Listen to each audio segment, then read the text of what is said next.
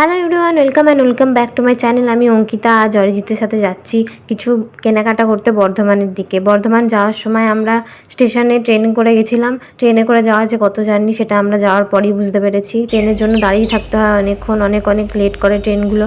Local ট্রেনে যাওয়া মানে অনেক লেট করবে, আর সে এক্সপ্রেস ট্রেনে তো বলারই নেই কিছু।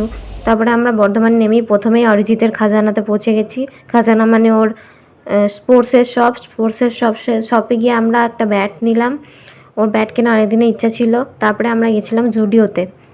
আমার জুডিওতে যাওয়ার ইচ্ছে ছিল, জুডিও এক্সপ্লোর করার ইচ্ছে ছিল, কী আছে জুডিওতে দেখাবার ইচ্ছে ছিল।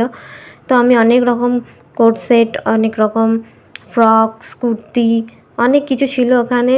অনেক রকম জিনিস ছিল, কসমেটিক্স ছিল, সবই পছন্দ হয়ে যাচ্ছিলো আমার।